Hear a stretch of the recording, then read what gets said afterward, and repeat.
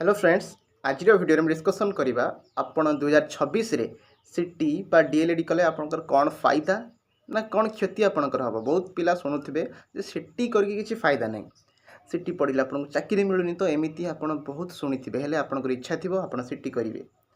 तो यही वीडियो में डिस्कसन करवा तो तार प्लस पॉइंट किसी कहवा कि आपणकर किसी जदि क्षति भी होची ता विषय में डिस्कसन करवा सब प्रथम आम जाना सीटी माने कौन आ गोटे कथा आपड़ जो कोर्स भी करूँ आपन समस्त कहे ये कोर्स करी किसी लाभ नहीं आप सीटी करूँ बीएड करूँ मुझे बीएड कर बहुत पिला कहते कि बीएड करी भी किसी लाभ नहीं तो आपणकर जोटा इच्छा होची आपणकर इच्छा अच्छी से अनुसार कोर्स करूँ आप वीडियो देखूँ तापर बुझंतु तापर आप निजे डिसीजन ने आप सीटी करेंगे कि ना है बहुत कोर्स आप इंजीनियर करेंगे भी आप लोक पिला बस सीटी कर भी चाकरी कर तो कोर्स रु किसी फरक पड़े आप कोर्स कर इच्छा अच्छी पढ़े पढ़ी पारे कि आपंकर भविष्य नहीं कि किसी प्लानिंग कर सबू कोर्स करेंगे छोट रू छोट कोर्स करके आप आगू जापर है तो सेमती किसी ना आप प्रथम वीडियो देखूँ बुझंतु तापर आपड़ करेंगे कि आप हाथ सीटी कले आप कौन करेंगे सीटी कले आप जो टीचर हो पारे जोटा कि प्राइमरी स्कूल टीचर 1 ରୁ 5 आउ 6 ରୁ 8 आप जदि +2 पर सीटी करेंगे ताहले प्राइमरी टीचर हो पारे माने 1 ରୁ 5 क्लास पर्यंत माने प्रथम ରୁ पंचम श्रेणी पिला पढ़ाई पारे आप जदि ग्रेजुएशन पर करेंगे ग्रेजुएशन पर बीईडी न करी आप जो सीटी कले ताहले 6 क्लास ରୁ 8 क्लास पर्यंत करेंगे ठीक अच्छे तो एबे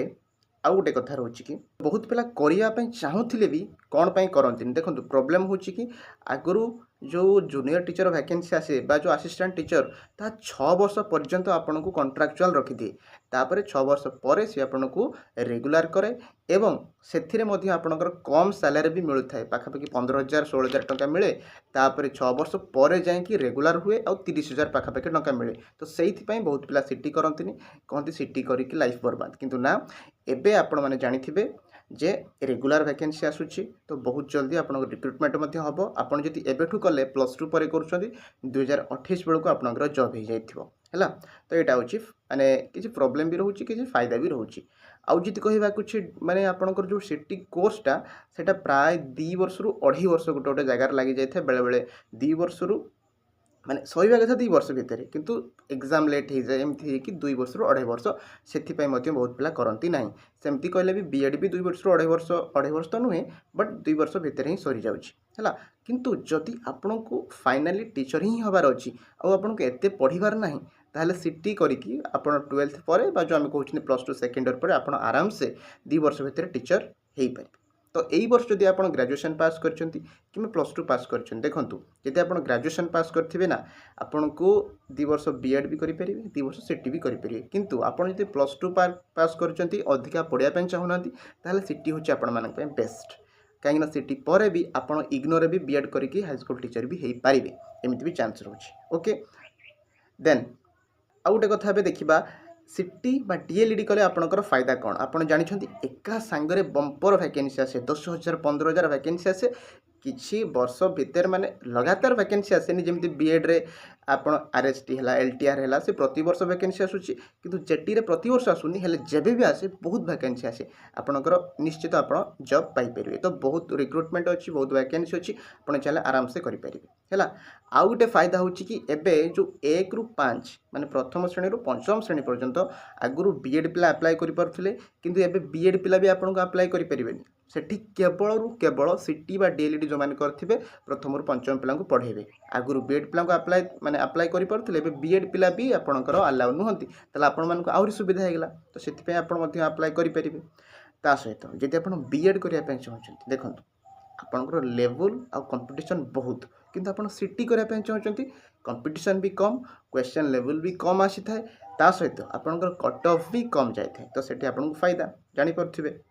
है कहीं आप जानते जब गत वर्ष देखिए आपंकर 40-50 भितर आराम से कौन हो जाऊँगी आपंकर गवर्नमेंट सिटी स्कूल रे आपंकर एडमिशन हो जाऊँगी किंतु आप बीएड करेंगे ना 50-60 पाखापाखि आपको रखापी पड़ो ताहले एठी आपंकर कंपटीशन कम किंतु जदि आप मन भितर अच्छी हाईस्कूल टीचर हे ताहले बीएड करूँ किसी माना नहीं किंतु आपंकर जदि इच्छा अच्छी ना जो चाकरी कले चलो सिटी पर जल्दी जल्दी आप जॉब करने चाहते 2 वर्ष भितर आप प्राइमरी स्कूल भी पढ़ेले भी चलो ताहले सीटी करूँ किंतु आप मन भितर थी ना हाईस्कूल टीचर हेबी द्वंद्व थी ताहले जब हाईस्कूल टीचर हबार पूरा इच्छा अच्छी ताहले तो बीएड करेंगे किंतु प्राइमरी स्कूल हेले भी जब चलो ताहले आपण बढ़िया कोर्स होची सिटी आपण आराम से करि पारि हैला कहना आगु को बहुत वैकेंसी आसीबो आपण जानछिन आगामी मध्ये इलेक्शन भी अछि ता सहित 2029 रे आपण जानिथिबे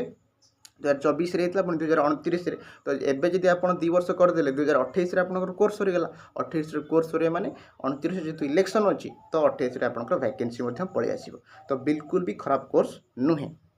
आउ जदि आम कहवा देखूँ टोटाल आपंकर 6550 टी सीट अच्छी ता भितर स्टेट कोटा हूँ 5850 बैट कोटा हूँ 400 उर्दू कोटा हूँ 125 आउ अदर कोटा मिसिक 175 माने आपंकर स्टेट कोटा सब अधिक अच्छी से टोटाल सीट जब मिसेदेवी ताल आपंकर 6550 टी हो आउ जदि कहि बीएड रे आप 2 वर्ष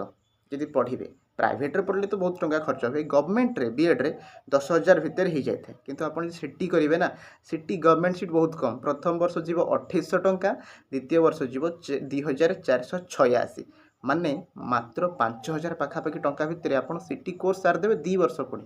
गवर्नमेंट सीटी बुझीपार तो आप प्रोफेशनल कोर्स आप आगू टीचर भी हो पारे तो एमती फायदा आपंकर रही जानीपारे तो आपड़ जदि फाइनाली माने मनस्थ कर सारी आपड़ सीटी करेंगे प्राइमरी स्कूल टीचर हे ताहले बढ़िया कोर्स आग को बंद भी हो जाए जदि आपंकर एबे बाहरी 2028-29 बेलू बंद भी हो जाए एमती न्यूज आसूँ तो आपड़ जदि एबे चांस अच्छी आपण मैंने कर दिंतु किंतु जदि हाईस्कूल टीचर हबार ही इच्छा अच्छी ताहले एटा करंतु नहीं आपण बीएड उपर लागंतु कहीं प्राइवेट बीएड भी करेंगे ना गवर्नमेंट बीएड आपण मैंने करेंगे ठीक अच्छे तो एतिक था आज डिटेल्स आशा करुँच निश्चित समस्ते बुझीपारे जहाँ भी किसी डाउट अच्छी मत आपने कमेंट सेक्शन में पचारि पारे एवं मु आपण मानी सिटीर क्लास नहीं आसबि जदि आपण माने कहिबे से कमेंट सेक्शन में जदि आपण माने सिटीर क्लास चाहती ताल मते कमेंट करके जनातु हाँ सर आम सिटीर क्लास आपण नहीं आसतु तो मु निश्चित रूप से आर वर्ष आपको पढ़ाई हेल्प करी ए वर्ष करी तो आज ये रोचे आशा करुँचे भिडियोटी निश्चित आपण मैंने समस्ते बुझीपारे सांग मान शेयर कर जन दिंतु तो आज ये रखुच्छी पुणी नेक्स्ट वीडियो देखा धन्यवाद।